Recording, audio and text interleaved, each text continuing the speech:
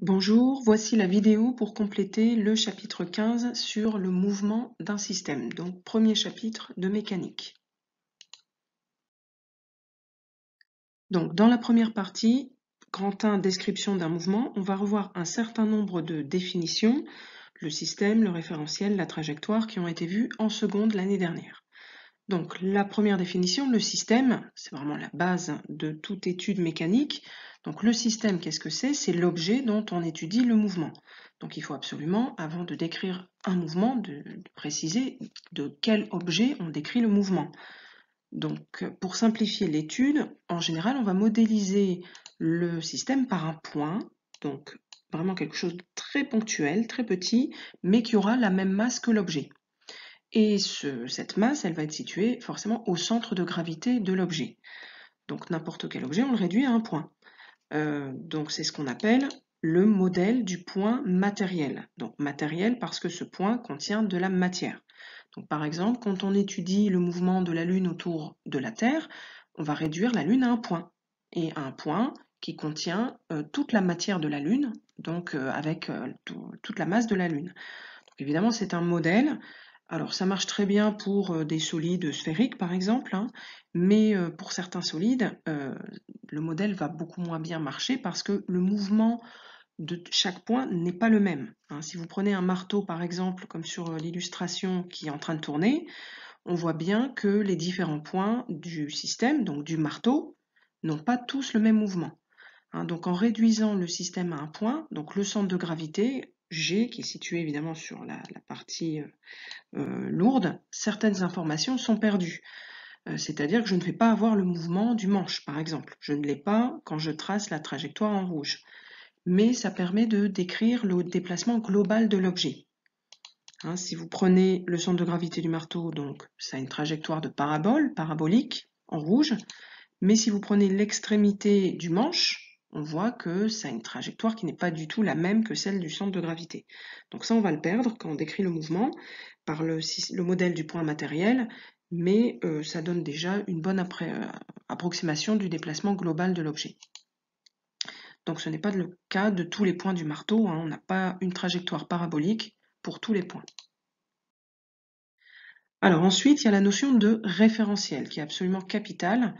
Donc quand je choisis mon système, je choisis d'étudier le mouvement de la Lune, le mouvement de la Terre autour du Soleil, etc. Eh bien, il faut absolument que je définisse par rapport à quoi je décris ce mouvement. Donc cet objet qui va servir de référence va s'appeler le référentiel. Donc le mouvement d'un système ne peut être défini que par rapport à un point que l'on prend comme référence.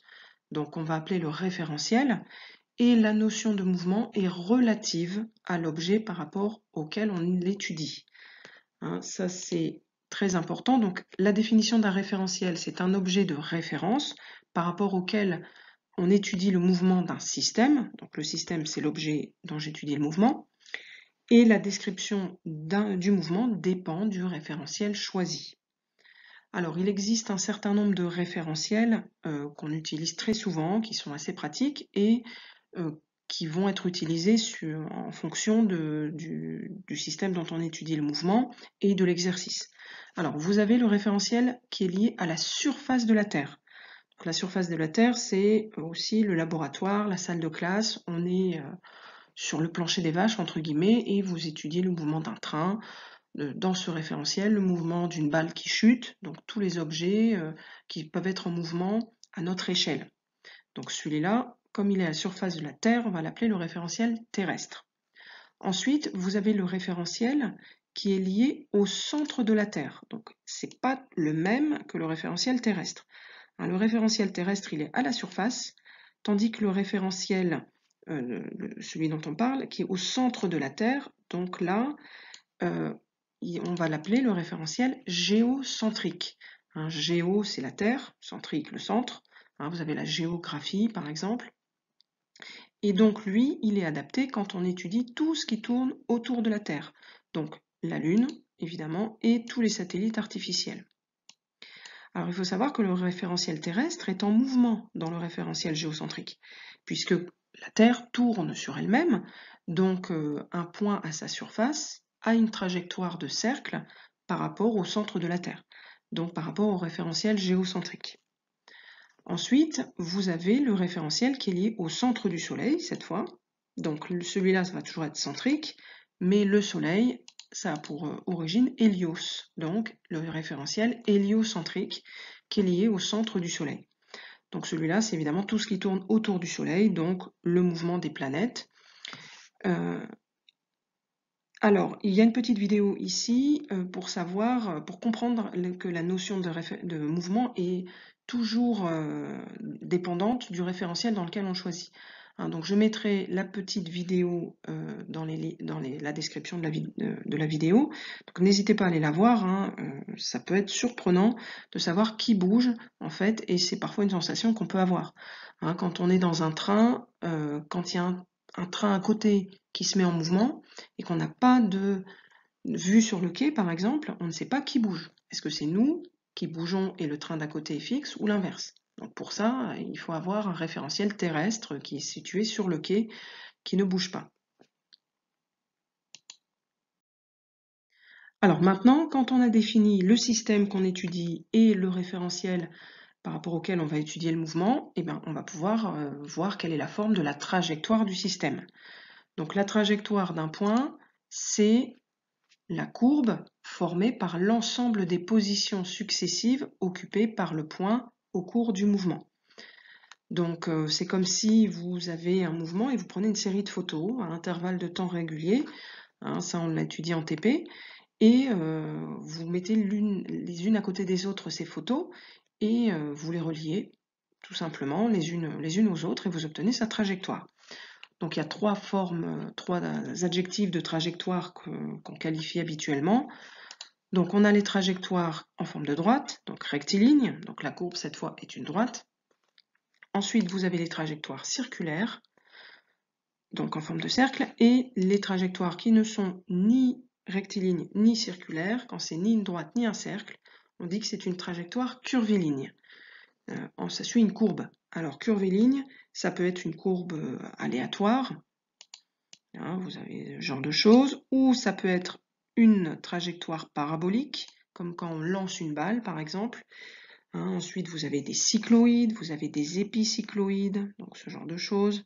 Donc il y a beaucoup de noms de trajectoires possibles, hein, et toutes font partie de la famille des trajectoires curvilignes.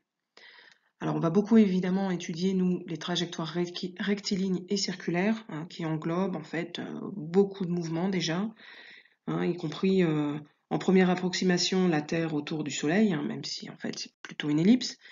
Donc ces trajectoires vont être vraiment très souvent étudiées. Alors dans cette partie, on va revoir la notion de vecteur vitesse. Donc c'est une notion qui a été vue en seconde également. Alors ce vecteur vitesse, avant de pouvoir le tracer comme un vecteur, c'est-à-dire une flèche, il faut calculer sa valeur. Donc en mètres par seconde. Donc la valeur du vecteur vitesse, en fait, va correspondre à la valeur de la vitesse. Alors pour comprendre cette notion de vitesse, ça n'est pas la vitesse moyenne de la trajectoire. Hein, quand on fait un trajet en voiture, la voiture peut nous indiquer une vitesse moyenne sur la totalité du trajet. Mais évidemment, on ne va pas toujours à la même vitesse. Il y a des fois on va plus vite ou d'autres fois on va moins vite. Donc chaque trajectoire peut se décomposer en une succession de points, de positions. Donc on va nommer hein, M0, M1, M2, M3, etc. jusqu'à MI. Donc I c'est un nombre quelconque, MI plus 1. On va avoir besoin de ces deux indices. Et donc la vitesse en chaque point peut être différente. Hein, on n'a pas forcément la même vitesse à chaque point. On peut avoir des accélérations, on peut avoir des décélérations, on peut avoir une vitesse constante également. Hein. Et donc la vitesse pour chaque point, donc une vitesse ponctuelle, c'est-à-dire la vitesse d'un point, elle va être assimilée, parce qu'il faut bien la calculer, à la vitesse moyenne du système entre deux positions très proches, MI et MI plus 1. Parce que en fait, on est un peu embêté quand on doit calculer la vitesse d'un point. Parce que pour calculer la vitesse, c'est toujours la même genre de formule. Hein. La vitesse, c'est une distance divisée par un temps. Bon, le problème, c'est que si je calcule la vitesse d'un point, un point, c'est, comme son nom l'indique, ponctuel. Donc la distance vaut 0. et le temps vaut 0 aussi. Donc, sauf qu'en mathématiques, quand on commence par diviser par 0, ça pose quelques problèmes. Donc, je ne peux pas diviser par 0. Donc, je vais être obligé, on s'est adapté un petit peu, hein, on ne peut pas connaître la vitesse exacte d'un point. C'est impossible parce que je ne peux pas diviser par 0. Donc, on va calculer la vitesse d'un intervalle de temps très petit entre deux points. Donc, le point MI et le point MI plus 1. Donc, ça peut être M1, M2. Donc, deux points qui se suivent. Hein, et on considère que la vitesse au point I va être égale à la vitesse moyenne que va parcourir l'objet sur une petite distance qui va être celle de MI, MI plus 1. Donc la distance entre ces deux points. Hein, c'est un petit peu un artifice qu'on est obligé de faire, et pour connaître la vitesse en MI, cette approximation, elle est d'autant plus valable, d'autant plus vraie que la distance entre MI et MI plus 1 est petite. C'est-à-dire, on va faire des photos très très rapprochées pour calculer une vitesse moyenne sur des points très très petits, sur une distance très très petite, et donc à chaque fois, ça donnera une valeur la plus juste possible. Donc la valeur de la vitesse au point MI, on va l'appeler VI, elle va se calculer par VI égale MI, MI plus 1 sur delta T. Donc MI, MI plus 1, c'est une distance en mètres. C'est-à-dire que concrètement, je prends ma règle et je mesure la distance qui est entre ces deux points. Et je vais calculer la vitesse moyenne entre ces deux points. Alors c'est une approximation, hein, parce que MI n'est pas forcément, la vitesse en MI n'est pas forcément celle de MI plus 1, n'est pas forcément la vitesse entre les deux. Hein. Donc c'est une petite approximation. Et delta T, c'est l'intervalle de temps qui sépare ces deux positions, MI et MI plus 1. Donc concrètement, quand on a une chronophotographie, hein, c'est-à-dire une succession des différentes positions, pour calculer la vitesse d'un point, il faut calculer la distance entre les deux points MI et MI plus 1. Donc c'est le segment, hein, je répète. Il y a deux manières de faire, soit on la mesure directement sur la chronophotographie, donc on prend sa règle hein, et on mesure la distance entre les deux points. Alors en tenant compte de l'échelle, puisque 1 cm n'est pas forcément égal à 1 cm dans la réalité. Si vous avez la chronophotographie d'une voiture qui avance et vous mesurez 2 cm entre deux points, il est évident que quand ça a été pris, la chronophotographie, c'est pas la même échelle. Hein, j'ai pas que 2 cm entre ces deux points. Donc peut-être que 1 cm égale 1 mètre, peut-être que 1 cm égale 10 mètres, il faut regarder l'échelle. Alors ça, c'est une première possibilité. Deuxième possibilité, on utilise les coordonnées des différentes positions. C'est-à-dire que vous avez pris un logiciel qui permet de pointer chaque position et de lui donner des coordonnées. Donc on peut faire la coordonnée du point en MI plus 1 moins la coordonnée du point en MI. Alors la vitesse, petite remarque, est toujours positive. Donc si on utilise la méthode des coordonnées, le problème c'est que parfois on a par exemple une chute d'objet. Donc MI plus 1 va être plus petit que MI. Donc si j'utilise les coordonnées, je fais une soustraction, je me retrouve avec une vitesse négative. Donc c'est pour ça qu'on doit utiliser la valeur absolue pour supprimer tout risque de signe négatif. Donc par exemple en TP, ce que vous avez fait, c'est que la vitesse au point M5, par exemple, un V5, ça va être égal à, si j'applique la définition M5, M6, divisé par delta T. Donc attention, M5, M6, hein, c'est bien la distance entre le point M5 et le point M6. Et vous aviez les hauteurs, donc on peut appeler petit h par exemple. Donc c'est égal à la hauteur en 6 moins la hauteur en 5. Et je mets des valeurs absolues pour qu'il n'y ait pas de signe moins, et je fais diviser par delta T. Alors, petite remarque annexe, il faut savoir que cette définition, c'est une des deux définitions possibles.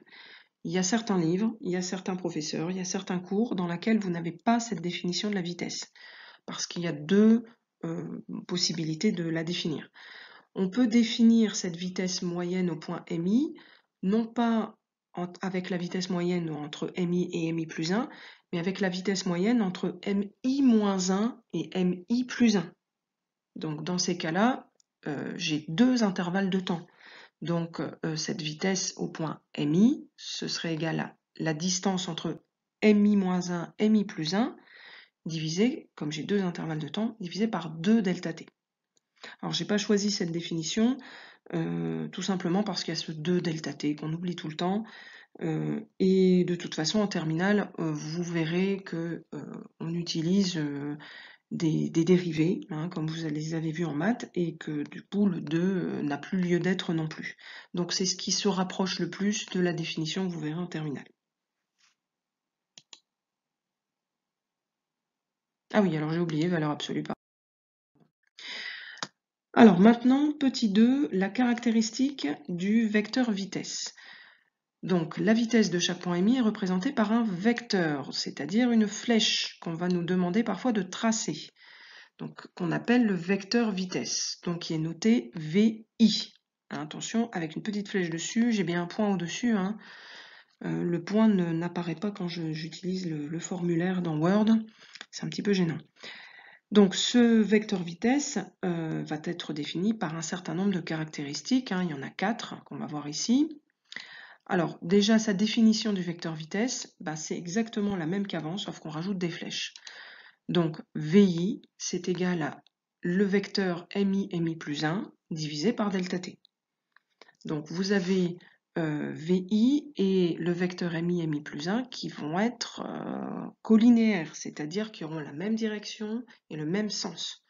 Hein, donc ça sera dirigé suivant MI et MI plus 1. Donc ça on va voir. Alors les différentes caractéristiques de ce vecteur vitesse. Le point d'application, c'est la vitesse au point MI. Donc je vais commencer à tracer ma flèche à partir du point MI. Alors ensuite la direction, c'est-à-dire sur quelle droite je le mets. Donc là, vous voyez que j'ai mis des pointillés. Donc la direction, elle est forcément tangente à la trajectoire. Et en fait, la direction, elle est dirigée suivant MI plus 1. C'est-à-dire que concrètement, je mets ma règle entre MI et MI plus 1. Je pose ma règle comme ça. Et je sais que mon vecteur, je vais le tracer entre ces deux points. Alors attention, c'est pas forcément égal. Je ne vais pas arrêter ma flèche à MI plus 1. Hein, ça va peut-être aller plus loin. Mais en tout cas, ce sera dirigé suivant la droite qui passe par les deux points MI et MI plus 1. Alors pourquoi démonstration mathématique très rapide. Hein. Quand vous avez VI en vecteur est égal à MI plus 1 sur delta t en vecteur, en fait vous avez deux vecteurs qui sont ici, VI et MI plus 1, et le divisé par delta t, je peux le marquer à côté. Donc vous avez fois 1 sur delta t. Donc ça implique que VI et le vecteur MI plus 1 sont collinéaires, comme je l'ai dit tout à l'heure. Ça veut dire qu'ils ont la même direction. Donc il existe une relation entre eux du type U et vecteur U égale K fois le vecteur V. Alors ça veut dire que le vecteur VI n'est pas forcément égal à MI plus 1. Hein, il peut être plus petit ou plus grand. On démarre de MI, mais on peut s'arrêter avant MI plus 1 ou après MI plus 1. Hein, la seule chose qu'on sait, c'est qu'ils sont situés sur la même droite. Donc ils ont la même direction. Alors le sens, donc ça on peut tirer un peu plus d'informations avec VI et avec cette relation, puisque delta t est forcément positif. Ça veut dire que VI et MI plus 1 il n'y a pas de signe négatif entre les deux. Donc ils ont le même sens. Donc comme je vais de MI vers MI plus 1, forcément c'est le sens du mouvement en fait. Hein. Je pars de MI et je vais forcément vers MI plus 1. Je ne vais pas aller dans l'autre sens. Hein, donc là, le sens c'est celui du mouvement, c'est-à-dire vers MI plus 1. Alors la norme du vecteur, donc la norme c'est ce qu'on appelle c'est ce qui est la longueur de la flèche. Donc cette norme, elle va être proportionnelle à la valeur de la vitesse. Alors ça veut dire quoi? Ça veut dire que ma norme, concrètement, quand je me pose ma règle et que je mets le 0 à partir de MI, combien de centimètres je trace au niveau de mon vecteur? Eh bien les centimètres, ça n'est pas une unité de vitesse. Par contre, j'ai calculé la valeur de ma vitesse, par exemple, qui va être de 20 mètres par seconde. Et donc, forcément, plus la vitesse est grande, plus mon vecteur, ma flèche, sera grande. Donc, il va absolument falloir définir une échelle de vitesse pour représenter ce vecteur vitesse. Par exemple, vous pouvez décider que 1 cm, ça représente 10 mètres par seconde. Et bien, dans ces cas-là, une vitesse de 20 mètres par seconde, ce sera représenté par un vecteur de 2 cm. Donc on doit, pour représenter ce vecteur, définir une échelle. Alors maintenant, on a une nouvelle notion qui est le vecteur variation de vitesse. Donc ça, pour le coup, ça n'est pas une notion qui est vue en seconde, hein, c'est vraiment une nouvelle notion de première. Alors, lors d'un mouvement, donc le vecteur vitesse, V, peut varier en direction, en sens ou en valeur. Hein, c'est-à-dire, alors en valeur, ça veut dire qu'on peut accélérer ou ralentir, mais on peut aussi, ce vecteur vitesse peut aussi garder la même valeur, toujours par exemple 25 mètres par seconde, mais changer de direction. Donc ça, c'est le cas par exemple d'une trajectoire circulaire. Ça peut changer de sens aussi, hein, donc on change de sens, on fait demi-tour, donc ça peut varier. Donc on va définir ce qu'on appelle un vecteur variation de vitesse. Alors variation, ça va être noté par delta. Donc le delta, hein, vous commencez à avoir l'habitude, majuscule, c'est un petit triangle et ça veut dire qu'on va faire la vitesse après moins la vitesse avant. Tout comme quand on a delta T, c'est le temps après moins le temps avant. Delta E, c'est l'énergie après moins l'énergie avant. Donc le vecteur variation delta VI, ça va être égal à VI plus 1 moins VI. Alors c'est un vecteur, donc ça veut dire que je dois mettre des flèches partout. Donc sur VI plus 1, sur VI et sur delta VI. Alors la flèche, elle peut être juste au-dessus de VI ou carrément avec le delta compris, ça n'a pas d'importance. Donc c'est bien comme on a l'habitude, hein, c'est-à-dire la vitesse après moins la vitesse avant. Donc ce vecteur, il faut bien choisir, on a choisi de l'appliquer au point MI, hein, ce qui paraît assez logique avec sa notation, c'est delta VI. Alors, pour concrètement représenter un vecteur variation de vitesse, on va prendre un exemple. Donc là, vous avez un extrait de trajectoire avec les points M2, M3 et M4. Donc là, on voit qu'on a tracé le vecteur vitesse du point M3, donc V3, et le vecteur vitesse au point M4, donc V4. Donc en TP, il peut arriver qu'on fasse tout simplement la soustraction des deux vitesses. Hein. Mais ça n'est valable que quand j'ai un mouvement rectiligne et que tous les vecteurs vitesse ont exactement la même direction et le même sens. Là, c'est pas le cas. On voit qu'ils n'ont pas forcément la même valeur et ils n'ont pas la même direction. Hein, le vecteur V3, il n'est pas, quand je pose ma règle pour le tracer, je vais changer de position ma règle pour tracer le vecteur V4. Donc on va le tracer par construction géométrique. Donc déjà, je représente sa définition.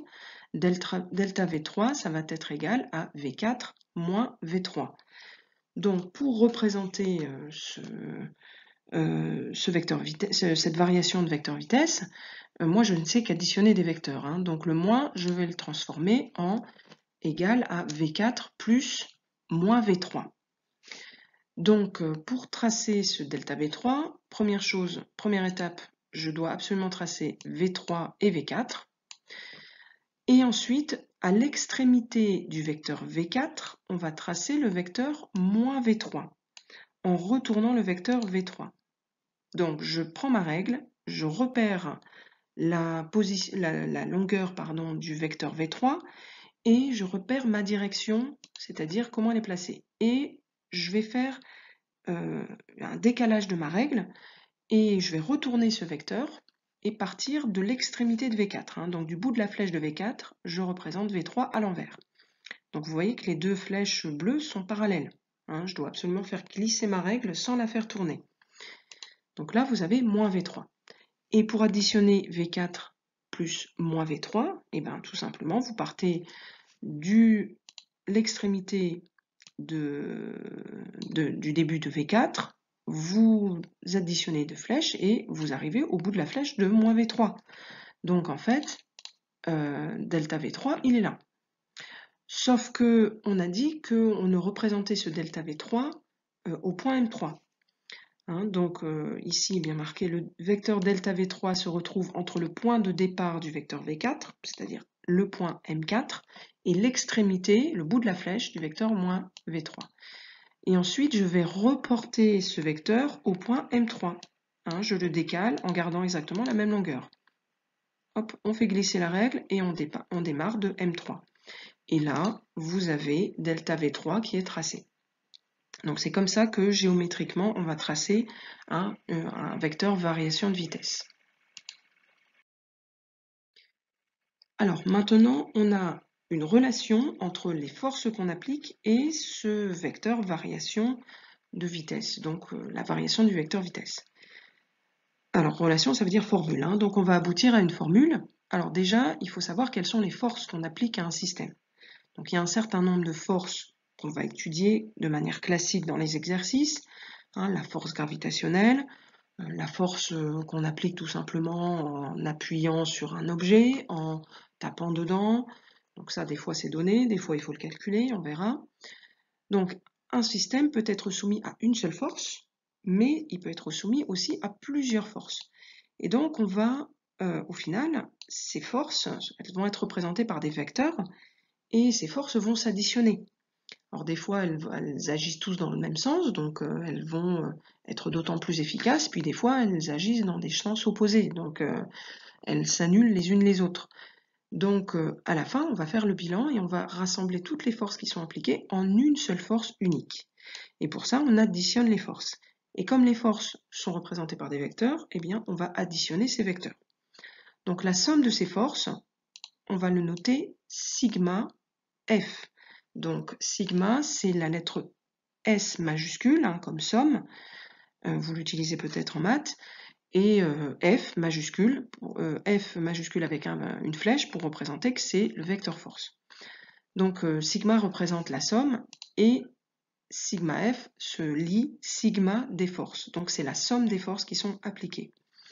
Alors cette somme des forces, elle se calcule en additionnant les vecteurs.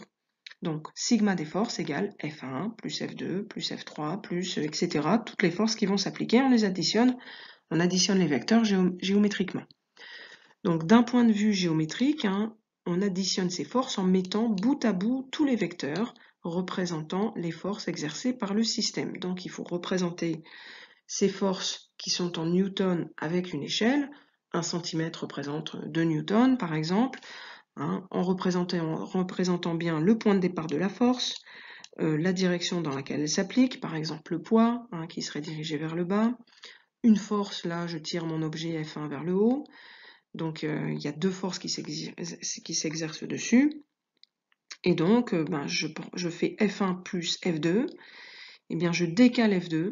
Hop, cette flèche, je la décale ici. Je la mets au bout de F1. Et le sigma des forces est égal au vecteur entre le point de départ et le bout de la flèche de F2. Alors, la somme des forces se nomme également résultante des forces. C'est le résultat de la somme de ces forces.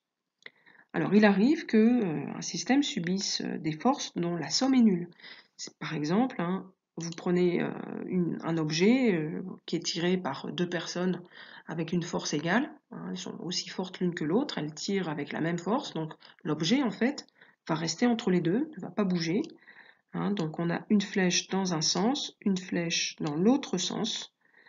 Donc si j'additionne ces deux flèches, une flèche dans un sens, une flèche dans l'autre sens, eh bien on revient au point de départ. Donc c'est ce qu'on appelle le vecteur nul.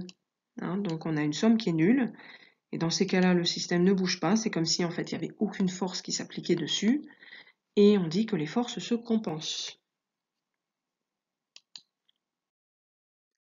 Alors maintenant, on va voir la fameuse formule qui relie les forces à la variation du vecteur vitesse, donc qui est en fait une expression approchée de la deuxième loi de Newton. Alors, vous verrez une autre forme, ça c'est une expression approchée, vous verrez une autre forme en terminale qui va utiliser les dérivés. Bon, là, on s'en approche des dérivés.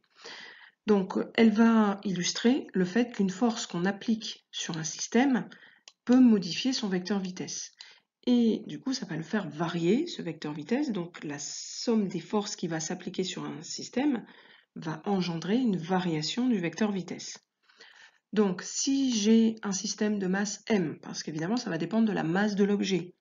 Je ne vais pas appliquer la même force sur un petit objet que sur un gros carton de déménagement si je veux lui obtenir le même mouvement. Donc, si un système de masse m est soumis à une ou plusieurs forces, dans ces cas-là, on fera sigma des forces, le vecteur variation de vitesse, delta v, de ce système pendant la durée delta t, et la somme des forces, sigma des forces, sont reliées de façon approchée par, donc sigma des forces, grand F, est égal à M fois delta V divisé par delta T.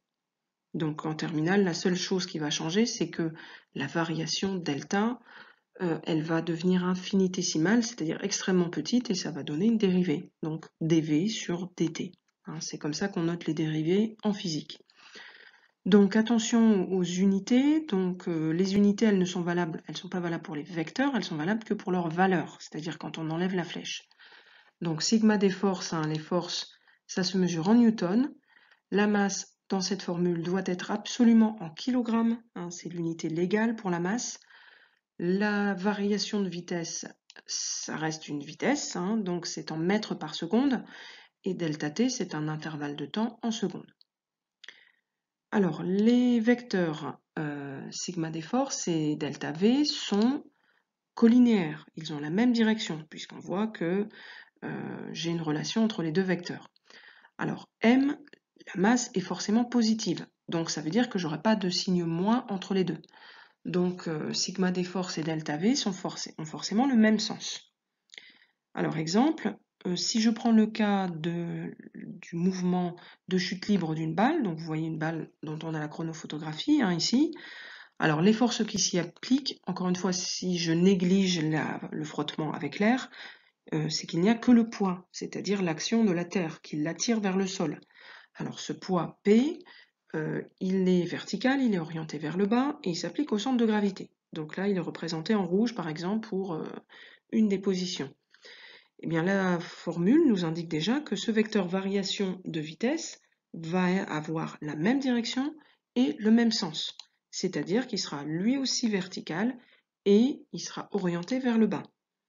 Donc, quand je vais le représenter, alors il n'aura pas forcément la même taille de flèche, puisque il y a la masse entre les deux, hein, donc il y a un calcul à faire de valeur, mais je vais le représenter comme ça. Donc delta V aura forcément la même direction et le même sens que la somme des forces qui s'applique.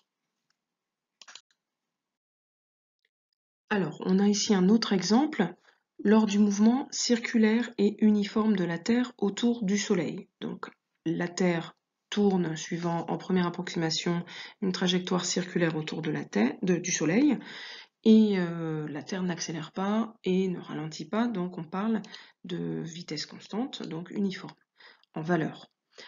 Alors par contre, quand on trace les vecteurs vitesse, les flèches vont toujours avoir la même taille en centimètres, mais elles ne sont pas dirigées suivant la même direction. Hein. C'est-à-dire qu'au fur et à mesure qu'on trace les vecteurs vitesse, on doit tourner la règle. Hein, et donc on ne peut pas dire que les vecteurs vitesse sont égaux. Par contre, la valeur de la vitesse est égale, hein, en mètres par seconde. C'est pas la même chose. Alors, quand j'ai ce mouvement, donc le sigma des forces, la résultante des forces, la seule force qui s'applique sur la Terre, et là pour le coup il n'y a pas d'approximation, c'est la force d'attraction gravitationnelle, F Soleil sur Terre, c'est-à-dire l'attraction du Soleil sur la Terre. Et elle est dirigée vers le Soleil, donc comme c'est dessiné en rouge. Et donc on peut dire, grâce à la relation, que le vecteur variation de vitesse, delta V de la Terre, va forcément avoir la même direction que la résultante des forces, c'est-à-dire qu'il sera aussi dirigé vers le Soleil, et ça pour chacun des points. Donc par exemple, si je trace le vecteur variation de vitesse au point M3, donc on fait la même technique que tout à l'heure, hein, c'est-à-dire qu'on trace la vitesse V3, la vitesse V4, delta V3 ça va être égal à V4 moins V3, donc V4 il est tracé, je trace moins V3, donc je fais une parallèle à V3 avec la même longueur, et vous avez comment dire, delta V3 qui va être égal à ces deux vecteurs mis bout à bout, donc ici. Donc entre le début de V4 et la flèche de moins V3. Et je reporte ce vecteur que j'ai trouvé au point M3. Hein. Donc ici, je vais avoir delta V qui est ici, et j'ai comme ça sa direction qui est dirigée également vers le Soleil. Hein. On va forcément, grâce à la relation, avoir cette chose-là. Alors cette relation, comme je l'ai dit, va aboutir à la deuxième loi de Newton, vue en terminale spécialité, Et cette formule, la formule de cette deuxième loi de Newton ressemblera beaucoup à celle qu'on vient de voir. Alors, exemple d'utilisation de cette relation. Donc, vous avez une relation entre la somme des forces et delta V sur delta T. Donc, ça veut dire qu'en général, la masse, c'est quelque chose que l'on connaît du système. C'est rarement ça qu'on veut calculer. Donc, par exemple, si je connais la masse et le vecteur variation de vitesse à un instant donné, je vais pouvoir calculer sigma des forces. Donc, je vais pouvoir en déduire toutes les caractéristiques de la résultante des forces qui s'appliquent, c'est-à-dire la direction, le sens et l'intensité. Alors, l'intensité, c'est la norme, hein, c'est-à-dire combien de newtons concrètement s'applique sur mon système. Donc à chaque instant, et ça réciproquement, c'est-à-dire que je peux connaître, si je connais la masse et la résultante des forces qui s'appliquent, je peux en déduire le vecteur variation de vitesse. Alors on va faire un exemple avec un exercice. Alors dans cet exercice, on étudie le mouvement d'un palais de hockey lors d'un tir, donc à l'instant initial. Le palais est immobile. Donc là, ça c'est déjà une première information. Immobile, ça veut dire que j'ai déjà une valeur de vitesse. La vitesse à l'instant initial, donc I, VI ou V0, vous notez ça comme vous voulez, ça vaut 0 mètres par seconde. C'est déjà une première valeur. Donc à l'issue du tir, la vitesse du palais est de 140 km/h. Donc là, j'ai deux vitesses. Attention, cette vitesse d'ailleurs est en km par heure, donc il faudra la convertir en mètres par seconde, puisque dans la formule, les vitesses sont obligatoirement dans les unités légales, hein, donc en mètres par seconde. Donc là, les deux points que j'ai, c'est pas forcément deux points très rapprochés qui se suivent. Là, ça va être l'instant initial et l'instant final. Donc c'est avec ces deux valeurs de vitesse que j'ai. Donc le delta V, hein, ça va être la vitesse finale moins la vitesse initiale. Alors on me donne la masse du palais, 170 grammes. Donc là encore une fois, c'est pas en kilogrammes, hein, il y aura une petite conversion à faire. Et on me dit que la force exercée par le joueur sur le palais s'exerce pendant une durée delta T égale 0,10 secondes. Alors ça peut paraître un peu artificiel, hein, cette durée, c'est un instant très bref. Alors tout simplement en terminale, vous n'aurez plus ce genre de choses puisque ce delta T va devenir un dt, c'est-à-dire quelque chose d'infinitésimal. Et on va aboutir à des équations qu'on va intégrer, c'est-à-dire faire l'inverse de la dérivée. Donc on n'aura plus ce delta T, hein, mais là pour l'instant, c'est des données que vous aurez forcément pour utiliser la relation approchée. Alors au niveau des forces qui s'appliquent, donc sur le palais de hockey, il y a le joueur qui tire dedans. Ensuite, on néglige les forces de frottement, parce que oui, à chaque fois qu'il y a un mouvement et qu'on est sur Terre, il y a de l'air autour, donc ça frotte. Alors, c'est une habitude qu'on a en mécanique, hein, en général, de négliger ces frottements pour simplifier l'étude. Mais il faut savoir qu'en réalité, ils ont en général une influence, hein, ces frottements, qui est plus ou moins grande suivant les cas, suivant la vitesse, suivant l'inertie, enfin la forme de l'objet, ce genre de choses. Mais souvent on les néglige, hein, c'est plus simple. Et comme on s'agit sur Terre, il y a forcément la Terre qui attire le palais, donc qui exerce une force vers le bas, hein, qui est le poids. Alors là, ici, ce poids existe, mais sa valeur va être négligeable par rapport à la force que va exercer le joueur sur le palais de hockey. Donc là, clairement, on va pouvoir la négliger, hein, il y a sans souci. Alors, on nous demande de déterminer la valeur de la force exercée par le joueur sur le palais lors du tir. Donc déjà, on fait le bilan des forces. Donc, on a trois forces qui s'appliquent sur le palais. Les forces de frottement, le poids et le joueur qui tire sur le palais de hockey. Alors, sur ces trois forces, il y en a deux qu'on néglige. Donc, finalement, il n'y en a plus qu'une qui agit. Donc, le sigma des forces, en fait, je ne vais pas avoir besoin d'écrire sigma des forces. J'ai qu'une seule force qui s'exerce, le vecteur f, et nous, ce qu'on nous demande, c'est de calculer sa valeur, donc f. Donc je veux savoir f égale combien de newtons. Hein, c'est ça concrètement qu'on me demande de trouver, hein, c'est la valeur de la force en newtons. Donc cette valeur, on va la déduire à partir de l'expression approchée de la deuxième loi Newton. Donc premièrement, il faut l'écrire cette valeur, cette expression, en faisant le bilan des forces. Donc, on néglige les frottements et le poids. Donc, la seule force qui s'exerce sur le palais est celle exercée par le joueur, notée grand F. Donc, j'ai tout de suite l'expression de la deuxième loi Newton qui se simplifie un peu. Hein, le sigma, il s'en va. Donc, je n'ai plus que grand F, enfin, vecteur F, pardon, est égal à M delta V, vecteur delta V sur delta T. Alors ensuite, je constate que F et delta V vont avoir la même direction, le même sens, et on va faire une projection, c'est-à-dire que le palais, quand je tire dedans, a priori, il va avoir une trajectoire rectiligne. Ça veut dire que le vecteur F et le vecteur delta V vont être dirigés suivant cette trajectoire. Donc le vecteur F, vecteur delta V, ils n'auront pas forcément la même valeur, mais ils seront dirigés de la même manière. Donc ça veut dire que je vais pouvoir projeter ça, ce qu'on appelle projeter, sur la trajectoire. Ça, vous verrez ça plus en détail l'année prochaine. Et comme j'ai les mêmes directions, je vais enlever les vecteurs. Et j'obtiens tout simplement une formule qui est la même, sans les vecteurs. Grand F est égal à M delta V sur delta T. Donc ça, enlever les vecteurs, ça n'est valable que pour les trajectoires rectilignes. Les trajectoires circulaires, ça ne marche pas. Je ne peux pas retirer les vecteurs. Je suis obligée de repérer les coordonnées des vecteurs et de faire la relation approchée sur chacune des coordonnées x, y de chaque vecteur. Donc ça complexifie énormément le problème. C'est pour ça que la quasi-totalité des problèmes, ce sera des trajectoires rectilignes. Donc comme ça, c'est plus simple en première. En terminale, c'est autre chose. Donc là, j'ai presque ma relation. Je vais pouvoir appliquer ce delta entre l'état initial et l'état final. Donc ici, le delta V, ça va être la vitesse finale moins la vitesse initiale. C'est toujours le point d'après moins le point d'avant. Divisé par delta T. Donc entre la vitesse finale et la vitesse initiale, il s'est déroulé qu'un intervalle de temps delta T, très court.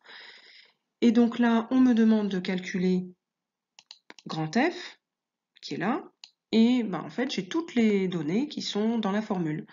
J'ai la masse du palais, j'ai la vitesse finale, j'ai la vitesse initiale qui va aller 0, et j'ai delta T. Donc il n'y a plus qu'à appliquer cette formule en mettant bien chaque grandeur dans la bonne unité. Donc il y a quelques conversions d'unités à faire. Alors cette expression, elle est très très souvent utilisée dans les exercices, donc elle est à connaître, elle est à savoir redémontrer, elle est à noter surtout. On ne fait aucune application sans avoir noté cette formule. Donc je remets l'expression qu'on a obtenue, grand F égale M delta V sur delta T, c'est-à-dire M V final moins V initial divisé par delta T. Donc je n'ai plus qu'à appliquer cette formule avec les données de la consigne. Donc la vitesse initiale, il est immobile, donc 0 mètres par seconde. La masse du palais, c'est 170 grammes, donc 0,170 kg. Alors la vitesse finale, c'est 140 km par heure, donc il faut convertir en mètres par seconde. Alors pour convertir une vitesse de km/h en mètres par seconde ou l'inverse, il faut appliquer cette petite astuce qui est à connaître, qui est bien pratique, qui est que quand je passe de mètres par seconde, qui est une petite unité, au kilomètre par heure, qui est une plus grande unité, on va multiplier par 3,6. Évidemment, quand on fait l'inverse, c'est-à-dire quand on passe des kilomètres-heure au mètre par seconde, on divise par 3,6. Alors, cette petite astuce, d'où elle vient? Elle vient tout simplement que si je pars par exemple de 1 mètre par seconde, que je veux le convertir en kilomètres par heure, 1 mètre par seconde, c'est 1 mètre en 1 seconde. Donc c'est 2 mètres en 2 secondes, 3 mètres en 3 secondes. Donc en 3600 secondes, je ferai 3600 mètres. Donc 3600 mètres en 3600 secondes, c'est 1 heure. Donc ça fera 3600 mètres en 1 heure. Et 3600 mètres, c'est 3,6 km. Donc 1 mètre par seconde, ça va être égal à 3,6 km par heure. Donc pour passer de 1 à 3,6, j'ai bien multiplié par 3,6. Donc ça vient de là, cette petite astuce. Donc là, j'ai mon 140 km/h, donc pour le convertir en mètres par seconde, je dois diviser par 3,6. Donc ça fait environ 38,9 mètres par seconde. Donc j'applique ma formule, je la réécris encore une fois, et je remplace chaque lettre par la bonne valeur.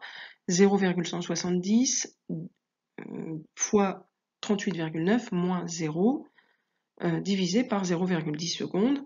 Et forcément, si j'ai bien mis les bonnes unités, hein, c'est-à-dire des kilogrammes, des mètres par seconde, des secondes, eh bien, le résultat final est en newtons. Donc ça me fait par exemple 66 newtons. Donc voilà, à partir des vitesses et de la masse, j'ai trouvé la force qui s'applique. Et évidemment, je peux faire l'inverse aussi, hein. Par exemple, l'autre exemple classique, c'est de connaître la valeur de la force et la vitesse initiale, qui par exemple sera égale à 0, et d'en déduire la vitesse qu'on obtient à la fin. Hein, c'est l'autre exemple classique qui sera vu en exercice.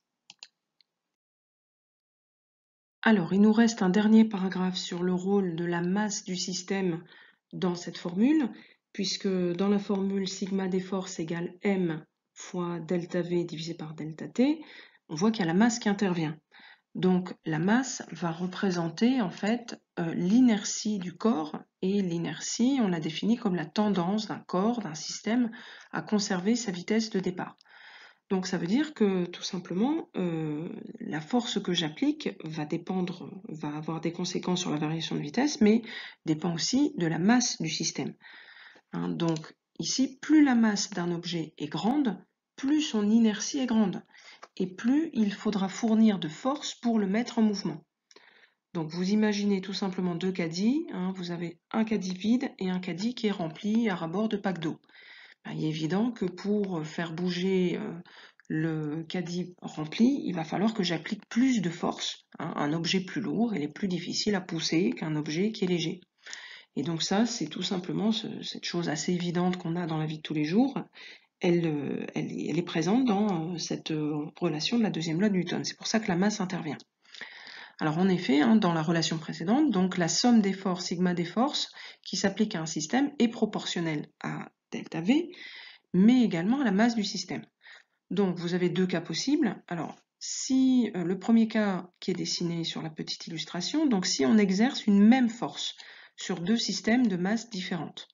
Donc là c'est le cas, on pousse les deux personnes de la même manière, donc un adulte et un enfant. Il est évident qu'ils n'ont pas la même masse, et le résultat de cette force que j'applique, c'est que la petite fille va aller plus loin, va aller plus vite que l'adulte. Donc le delta V pour la petite fille va être plus grand, la flèche va être plus grande que pour l'adulte. Donc ici, plus la masse est grande, hein, ça reprend ce qui est noté au rouge, plus la valeur de son vecteur variation de vitesse est petite. Donc ici on va représenter pour une même force appliquée, hein, donc sigma des forces égale la même chose.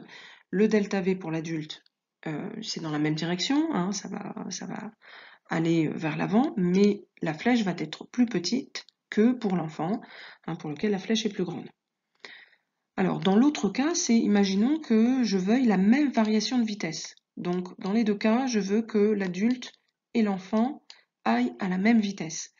Et bien, tout simplement, je vais devoir pousser l'adulte plus fort. Donc, quand les deux systèmes ont des masses différentes. Donc, il faut exercer sur le système le plus lourd une somme des forces de plus grande valeur. Hein, il faut pousser plus fort un objet plus lourd, tout simplement. C'est ça que ça traduit.